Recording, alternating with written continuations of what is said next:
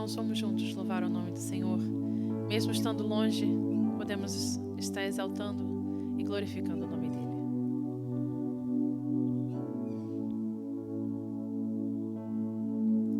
Eis a vida, o amor que ilumina a escuridão, esperança.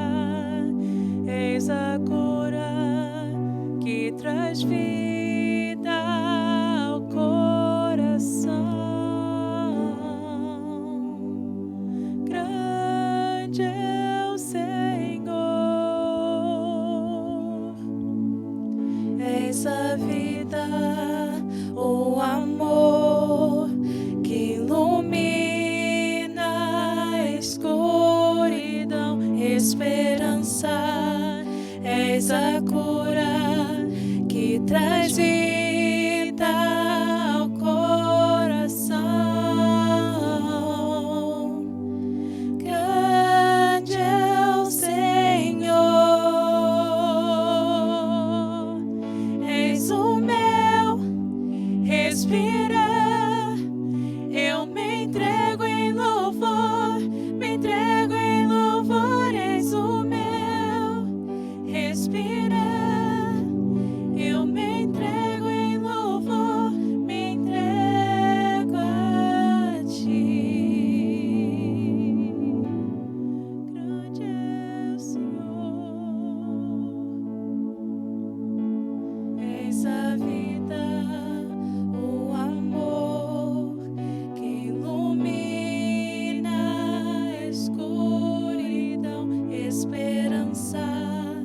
Eis a cura que traz vida ao coração. Grande é o Senhor.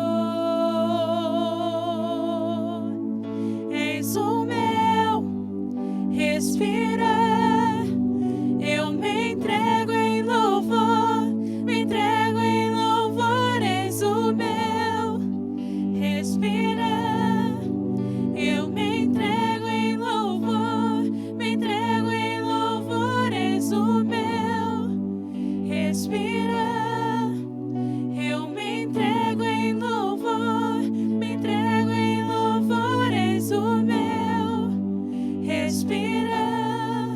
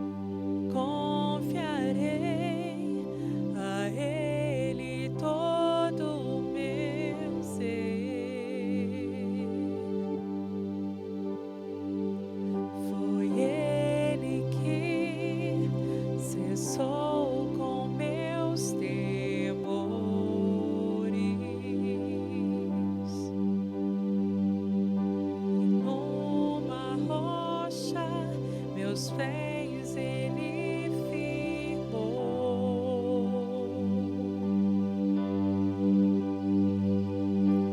Não me abalarei, do Senhor direi, meu protetor, minha força, minha vida és. Eu me rendo a ti, meu abrigo, torre forte, meu ajudador. Já não estou mais só.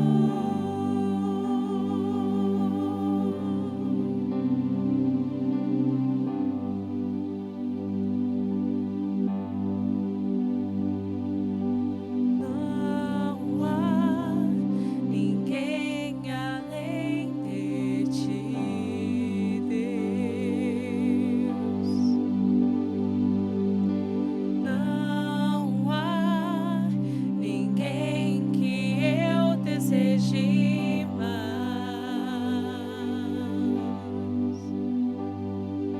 Contigo sou feliz, do Senhor direi, meu protetor,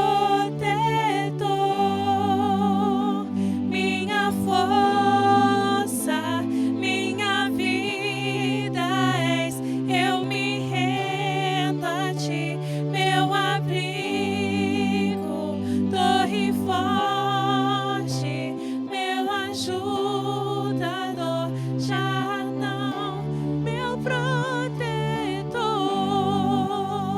minha força, minha vida és. Eu me rendo a ti, meu abrigo, torre forte, meu ajudador.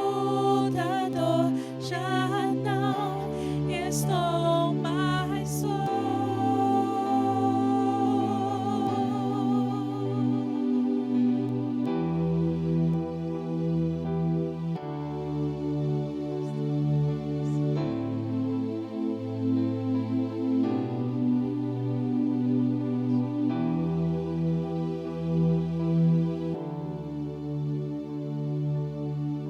Não me abalarei,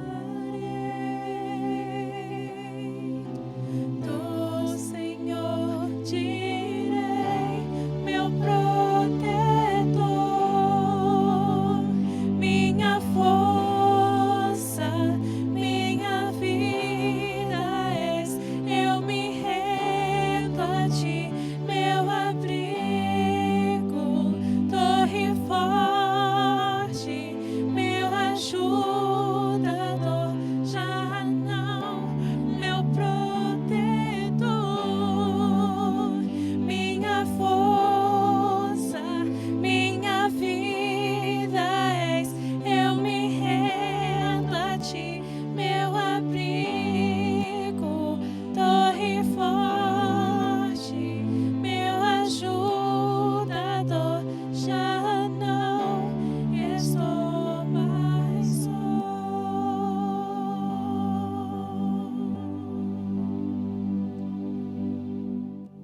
Ao que está sentado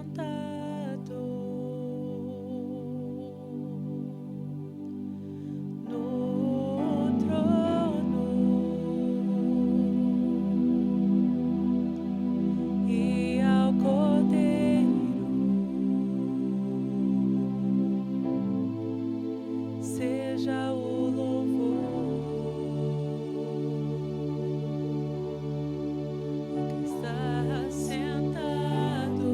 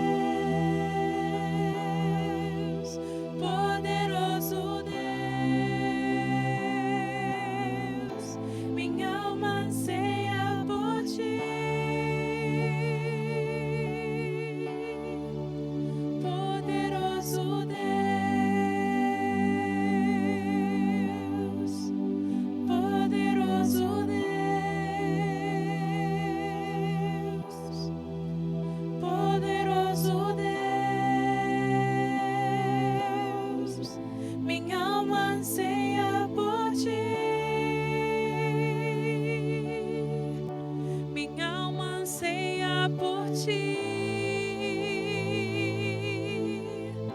Minha alma anseia por ti. Minha alma anseia por ti.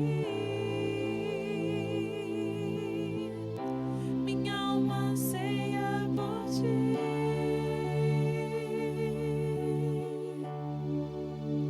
Poderoso Deus, poderoso Deus, poderoso Deus, minha alma anseia por ti.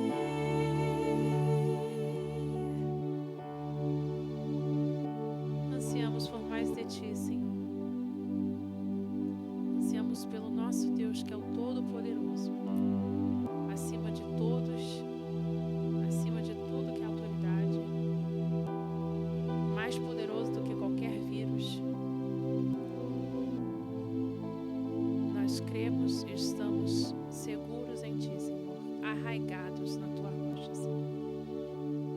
Nós te louvamos em nome de Jesus. Amém. Um privilégio de dirigi-lhes a palavra, irmãos, e essa palavra de encorajamento. Queria lhes trazer à mente a necessidade que nós estejamos apoiando a nossa igreja. Apoie a nossa igreja participando da maneira possível desses online, mesmo com o distanciamento social, das nossas atividades, cultos dominicais, a oração, os pequenos grupos sendo conexão através da internet, todas essas coisas. Apoie a sua igreja, participe, cuide de alguém, não esteja isolado. Mas apoie a sua igreja também financeiramente. Há maneiras distintas de fazê-lo. Você não precisa estar aqui presente fisicamente para fazê-lo. Use nossos text giving, ou online giving, ou chame para a nossa Kerry. O número está aí para vocês. Vocês podem fazer o contato e saber como é que nós podemos manter a nossa igreja financeiramente estável. Nós precisamos da sua ajuda. Mas gostaríamos de trazer a você mais um apelo e oportunidade. Até agora nós estávamos numa campanha para nós terminarmos, para zerarmos o pagamento do nosso mortgage. E nós estamos caminhando a passos largos. Porém, queremos pedir a você, como governo da igreja, que você possa transferir. Você que já está investindo nessa campanha de pagarmos, zerarmos o nosso mortgage, transfira o seu investimento para o fundo de benevolência. E a você que ainda não participou, não tem participado, ajude-nos, porque esse fundo de benevolência ele vai ajudar com alimentação, com assistência médica e tantas outras maneiras que nós podemos assistir aqueles de nossa comunidade e a comunidade em geral que estão sofrendo. Una-se conosco, apoie a sua igreja, participando dos nossos eventos, mesmo à distância. Apoie a sua igreja, continuando a mantê-la financeiramente com os seus dízimos e ofertas, na medida que Deus for abençoando você. Mas abençoe também, apoie a sua igreja, ajudando aqueles que precisam. Transforme as suas ofertas adicionais, extraordinárias, transferindo-as do nosso mortgage, da campanha do mortgage, para o fundo de benevolência. Que Deus possa aumentar em nós essa disposição de não só agradecer a Ele pelo que Ele nos tem proporcionado, mas também podermos ajudar ao outro. Faça assim, e o Senhor irá abençoá-lo ricamente.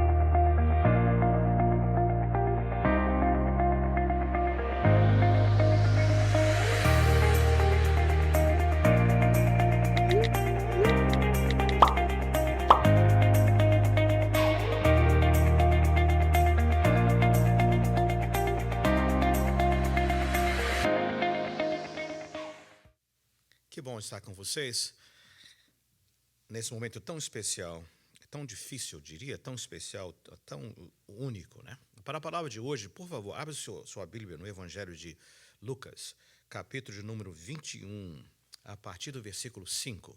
E vou estar lendo do versículo 5 até o versículo número 28. Lucas 21, de 5 até 28. Olha a palavra do Senhor.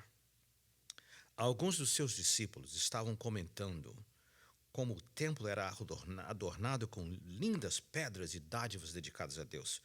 Mas Jesus disse: disso que vocês estão vendo, dias virão em que não ficará pedra sobre pedra, serão todas derrubadas. Mestre, perguntaram eles, quando acontecerão essas coisas? E qual será o sinal de que elas estão prestes a acontecer? Ele respondeu: cuidado para não serem enganados, pois muitos virão em meu nome dizendo, sou eu, e o tempo está próximo, não o sigam. Quando ouvirem falar de guerras e rebeliões, não tenham medo. É necessário que primeiro aconteçam essas coisas, mas o fim não virá imediatamente. Então lhes disse, nação se levantará contra nação, e reino contra reino. Haverá grandes terremotos, fomes, pestes em vários lugares e acontecimentos terríveis e grandes sinais provenientes do céu. Mas antes de tudo isso, prenderão e perseguirão vocês. Então os entregarão às sinagogas e prisões. E vocês serão levados à presença de reis e governadores, tudo por causa do meu nome. Será para vocês uma oportunidade de dar testemunho, mas convençam-se de uma vez de que não devem preocupar-se com o que dirão para se defender, pois eu lhes darei palavras e sabedoria a que nenhum dos seus adversários será capaz de resistir ou contradizer. Vocês serão traídos até por pais, irmãos, parentes e amigos, e eles entregarão alguns de vocês à morte. Todos odiarão vocês por causa do meu nome. Contudo, nenhum fio de cabelo da cabeça de vocês se perderá. E é perseverando que vocês obterão a vida. Quando vocês virem Jerusalém rodeada de exércitos, vocês saberão que a sua devastação está próxima. Então os que estiverem na Judéia fujam para os montes, os que estiverem na cidade saiam, os que estiverem no campo não entrem na cidade. Pois esses são os dias da vingança, em cumprimento de tudo que foi escrito. Como serão terríveis aqueles dias para as grávidas e para as que estiverem amamentando. Haverá grande aflição na terra e ira contra esse povo.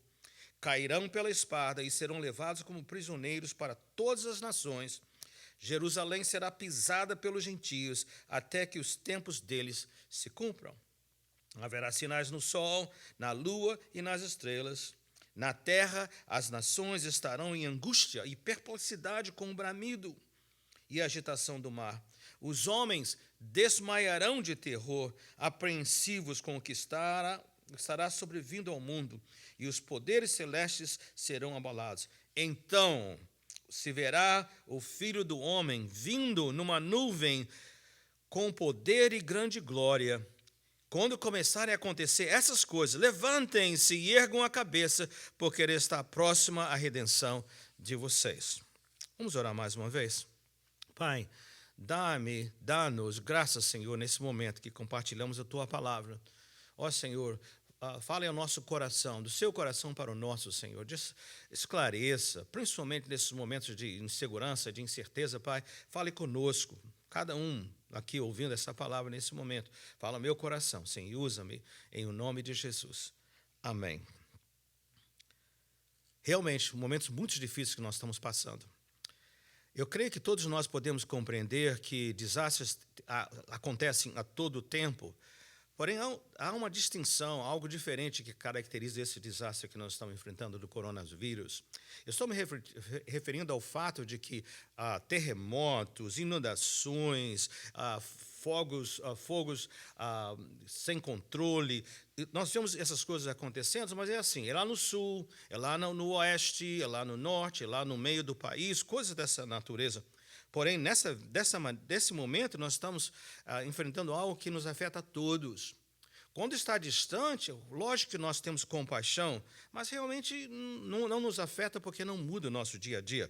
Porém, dessa vez, tudo mudou, porque nos está afetando a todos. Fronteiras estão fechadas, isolamento social, muitos estabelecimentos, a maioria deles estão fechados, a questão das viagens internacionais, e daqui a pouco, quem sabe, domésticos mesmo chegaram a um ponto de pararem completamente diminuídas, né? Muita frustração, muita desespero e tão pouca existência da esperança. Eu tenho escrito devocionais diários e, se caso você esteja interessado em receber, não deixe de saber que nós acrescentaremos você à nossa lista, mas há um ponto principal que eu tenho tentado comunicar a vocês, o Senhor tem colocado no meu coração, é um de atitude, é um de esperança, é um de olhar para os montes, é um de confiar que Deus é capaz de nos livrar de tudo, de todas as circunstâncias, de confiança nele. Mas hoje eu quero trazer para você uma outra perspectiva. Por quê? Eu tenho ouvido muitos vídeos e comentários e explicações e pareceres e opiniões, e as posições são as mais variadas. Por que está acontecendo isso tudo conosco? Uma delas é que isso é um julgamento de Deus, a mão de Deus está pesando sobre nós, e que, portanto, devemos nos arrepender. Outro é que isso é uma ação satânica, então devemos, como igreja, nos levantar e empurrar essa ação satânica para que ela se interrompa, e outras maneiras mais que vêm, mas sempre na ideia de que isso é algo extraordinário e que não é predito.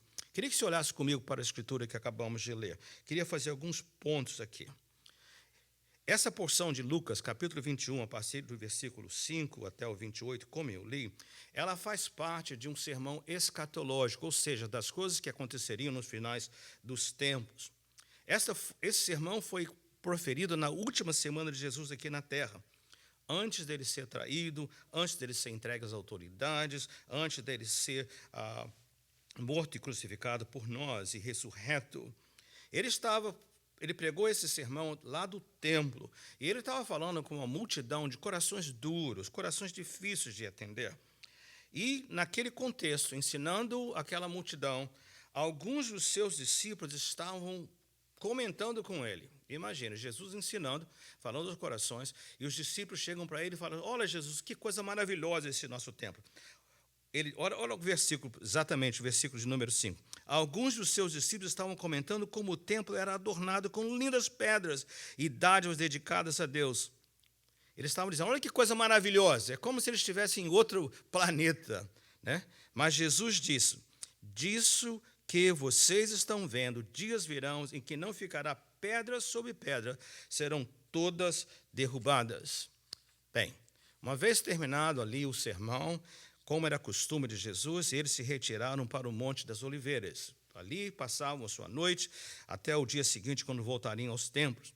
E lá naquele contexto, Jesus e os 12 discípulos, os discípulos perguntam, os evangelhos de Marcos e Mateus indicam que 4 dos seus discípulos mais chegados a eles perguntam: Senhor, aquelas declarações que o Senhor fez, né, sobre o templo, sobre Jerusalém, que sinais? Como é que nós vamos saber que isso está prestes a acontecer?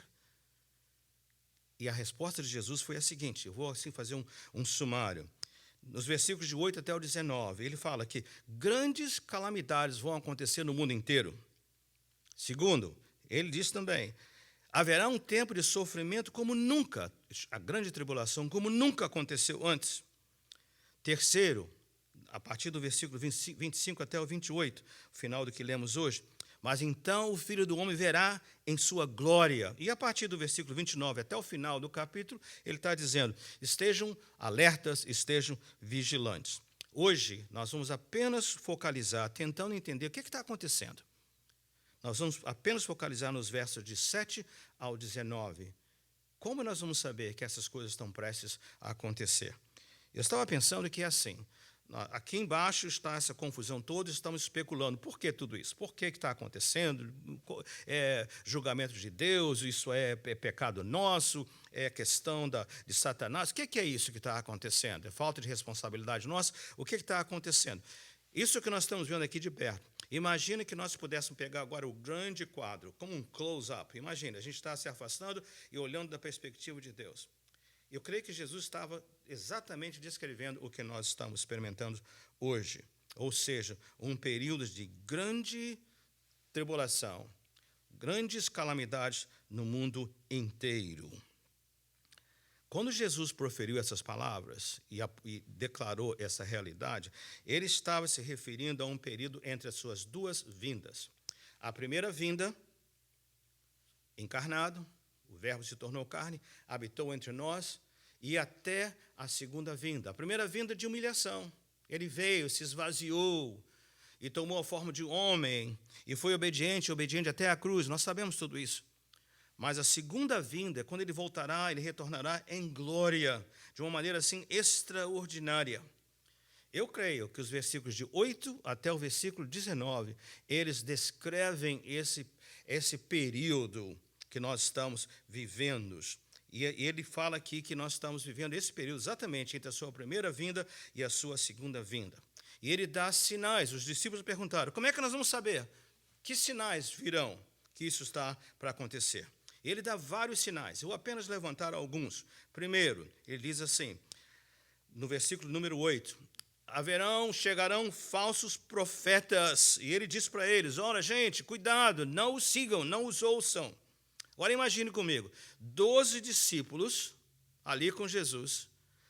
Naquele momento, um deles estava prestes a traí-lo, um outro iria negá-lo, e 10 iriam fugir e deixá-lo sozinhos. E Jesus, nesse contexto, está falando que virão falsos profetas. Pare e pense comigo. Qual é a probabilidade de um grupo tão pequeno que estava prestes a se desbaratar, que viriam pessoas, falsos profetas, em nome dele? O que Jesus está dizendo aqui é algo extraordinário, que ele já estava olhando o que iria acontecer depois que ele partisse. Mesmo que agora eles fossem um grupo tão pequeno, mas esse grupo iria impactar o mundo, e esse impacto no mundo ia originar a existência, o aparecer de muitos falsos profetas. E nós sabemos, até antes mesmo dos apóstolos todos passarem e morrerem na época apostólica, já haviam falsos profetas. A Bíblia estava cheia delas. Depois, na época dos patrícios, dos pais, dos patriarcas, também. Na Idade Média, nem se fala. Algumas dos absurdos e coisas falsas, até o dia de hoje nós temos. Aqui que nós lidamos, profecias e heresias, coisas tremendas. Profetas falsos. Então, no primeiro sinal, falsos profetas virão. Até hoje nós vemos isso. Segundo, ele falou, nos versículos 9 e 10, haverão guerras, rumores de guerras. Agora, preste atenção. Quando Jesus proferiu isso, ali, além de estar aquele grupo tão pequeno, o Império Romano dominava todo o mundo conhecido. E o Império Romano estabeleceu o que eles chamam de paz romana. Ou seja, não havia guerras entre nações, porque era uma paz imposta. Isso durou por séculos. Então, como é que Jesus podia estar dizendo que haveria um tempo em que haveriam tantas guerras, nação contra nação? É porque ele estava apontando o que iria acontecer com a humanidade. E nós sabemos que 40, 50 anos depois que Jesus proferiu isso, já começaram os distúrbios, não só ali na região, mas principalmente com os próximos imperadores, lutando com as invasões dos bárbaros lá no norte. E desde aquela época, nem um dia na história do ser humano, nós passamos sem guerras. E ele fala também de revoltas, grupos dissidentes, grupos tentando destronar e tomar posse do governo. Então, você vê, guerras estariam se seguindo. Ele está apontando. Terceiros sinais, terremotos. Você sabia que nós estamos numa média de 700 ou 800 incidentes por ano? Olha só, tantos. Nós ouvimos em toda parte terremotos acontecendo. Mas olha ali no sinal ainda de número 3, terremotos, epidemias, o que nós estamos experimentando no momento, e resultado de epidemias, fome, é impressionante como isso já aperta o nosso coração. Você ouviu ainda há pouco, eu estava fazendo um apelo para que nós pudéssemos estar contribuindo para o fundo de benevolência. Podemos assistir pessoas, por quê? Desemprego, falta de recursos, sumariamente pessoas sendo despedidas, trabalhos em casa sendo cancelados, tanta coisa. O que vai acontecer? Os recursos faltam, mesmo com a ajuda do governo, recursos vão faltar. Então, como é que se segue a esse colapso da estrutura econômica? Então, você vê, né? E também outros eventos que viriam sobrenaturais. Então, sinal número 3, terremotos, epidemias. E, por último, ainda, nós temos versículos 12 e depois 16 a 17, perseguição dos cristãos pelas autoridades. Na época, tanto os judeus como as autoridades no mundo. Nós sabemos que os cristãos sofreram muito, por 3 séculos seguidos, 4 séculos seguidos, sofreram muito, inclusive o martírio dos apóstolos, todos envolvidos, como o apóstolo Paulo, o apóstolo Pedro, lá nas mãos de Nero, em Roma. E nós vemos também que os versículos de 16 e 17 falam de perseguição dos crentes, até pelos próprios familiares e amigos, perseguidos por causa do Senhor Jesus.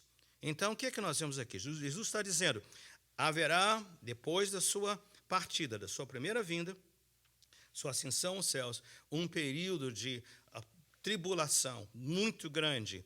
Nós estamos bem nesse período, não estamos no meio, não sabemos onde ele vai terminar, nós não sabemos o tempo, mas ele diz, sinais vão seguir.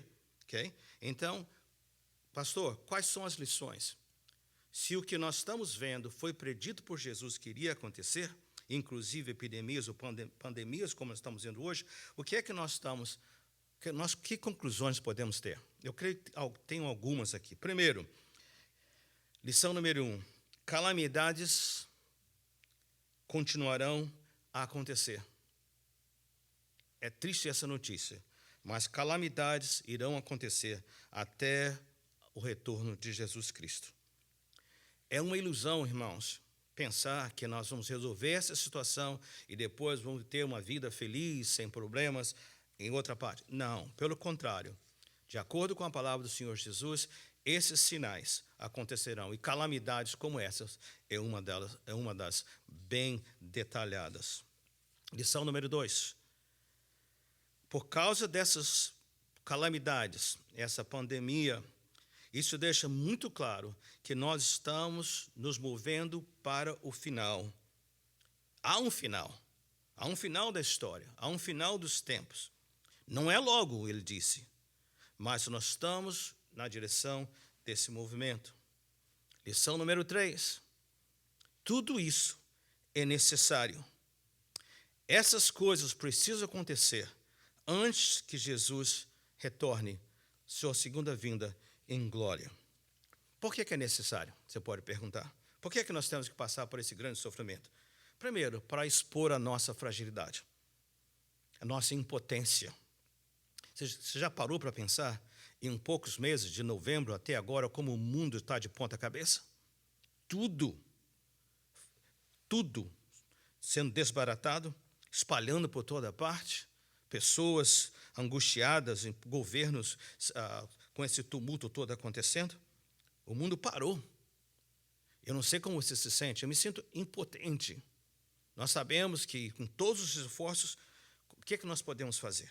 Então, porque é necessário para expor a nossa fragilidade. Segundo, é necessário para mostrar quão dependente nós somos de Deus.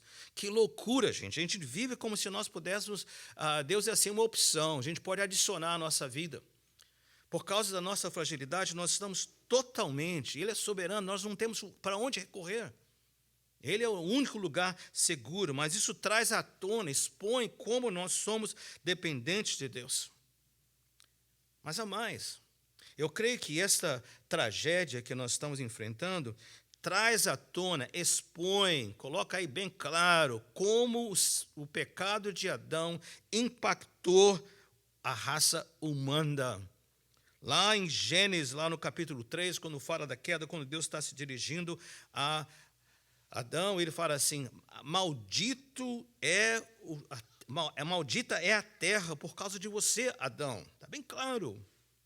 Aliás, isso fica tão claro que para nós, mostrando isso, né, que aquele mundo perfeito que Deus havia criado estava infeccionado, estava impactado pelo pecado. Até a criação, de acordo com Romanos 8, geme. Não foi só a humanidade que foi afetada pelo pecado de Adão, até a criação geme, olhando e esperando a redenção. Então, você vê, expõe a nossa fragilidade e mostra quão dependentes nós somos de Deus, nós não podemos lidar com isso sozinhos, e mostra como o pecado impactou negativamente a humanidade e a criação, mas precisa, irmãos, momentos como esse, tem que nos dar um ansiar, um desejar, olhar com esperança para a segunda vinda do nosso Senhor. Porque que quando Ele chegar, a nossa redenção está perto. Olha só o versículo de Números 26 e 27, ou 27 e 28, diz assim: então se verá, depois desses sinais, se verá o Filho do Homem vindo numa nuvem com poder e grande glória, quando começarem a acontecer essas coisas. E ele diz: levantem-se e ergam a cabeça, porque estará próxima a redenção de vocês. Vamos concluir. Diante disso, já que esses sinais são uma preparação apontando para o retorno do nosso Senhor, qual deve ser o nosso procedimento? Alguns conselhos, atitudes que nós devemos assumir. Não vamos estar julgando a Deus. Alguns vão questionar, se Deus é tão bom e é tão poderoso, por que Ele não intervém? Por que Ele permite tudo isso? Os desígnios de Deus, eles estão, gente, além. Quem é que pode compreender a sua mente? Então não julgue ao Senhor, não julgue a Deus. Nós não podemos entender os seus planos. Nós não podemos. Nós não devemos julgar, especialmente quando nós fomos afetados na nossa saúde, na saúde dos nossos queridos, nas nossas finanças. Então não julgue ao Senhor. Segundo, não julgue as pessoas que são vítimas, nem as nações. É tão fácil a gente colocar culpa em pessoas e nações. Culpa em pessoas, dizer, também, olha só, olha que tipo de vida, olha a falta de cuidado, olha a falta de responsabilidade. Não, irmãos, não vamos fazer isso. Não é nosso papel, nem julgar pessoas, nem nações. Terceiro, vamos ter compaixão com aqueles que estão impactados. Vamos orar. Vamos orar uns pelos outros. Vamos ajudar na medida do possível. Vamos cooperar com as autoridades que estão tomando essas iniciativas para limitar o sofrimento. Vamos adotá-las. Seria irresponsável não tomar a sério essas indicações e recomendações das nossas autoridades, porque elas estão aí instituídas por Deus para a nossa proteção e a proteção de todos aqueles que estão debaixo do seu cuidado. Invista, como já foi mencionado antes, em benevolência. Vamos nos ajudar como família, como igreja. Porém, aproveite esse momento, não com medo do Senhor, mas entendendo que essa é a causa desse mundo pecado, caído, maldito desde a queda de Adão e depois passado para nós. Vamos aproveitar esse tempo para refletir sobre o pecado e as suas consequências. Esse é um momento uma oportunidade de despertamento, de avivamento. Vamos olhar nosso coração de maneira profunda, nossa condição espiritual. Vamos usar o Salmo 139, 23 e 24. Sonda-me, ó Deus, e vê meu coração. Esquadrinha, Senhor, o meu coração. Vê se há em mim algum caminho mau, Senhor, e guia-me pela vereda eterna. É uma oportunidade de nós olharmos, Senhor, onde é que eu estou? Como é que está o meu relacionamento com o Senhor? Vamos testar a nossa fé no meio desses problemas. E nesse processo nós vamos estar nos humilhando diante do Senhor. E a palavra de Deus fala que humilhar-vos diante do Senhor e Ele vos exaltará. Porém, além de ter compaixão e refletir nas consequências e nós estarmos humildes diante de Deus, não esteja alarmado, não seja paralisado pelo medo. Nós vemos essa questão das pessoas correndo para as compras. Lembre-se, Jesus está em controle. Você notou no verso 18 que falou para nós que nem um fio dos vossos cabelos irá caído, contudo, nenhum fio de cabelo da cabeça de vocês se perderá. É perseverando que obterão a vitória. Ou seja, não esteja alarmado, confie no Senhor, porque Ele tem tudo sob o seu controle. E por último, confie. Descanse no Senhor. Todas as coisas cooperam para o bem daqueles que amam a Deus. Dê valor a tudo aquilo que Deus tem proporcionado a você. Aproveite para fazer esse teste da sua fé, avaliar onde você está. Aumente sua dependência em Deus. Espalhe as boas novas. Fale da esperança que há no Senhor Jesus. É a nossa oportunidade, enquanto ansiamos pela chegada do nosso Senhor. Persevere na sua fé. Que o Senhor possa abençoar você ricamente nesses momentos que nós estamos atravessando. Amém.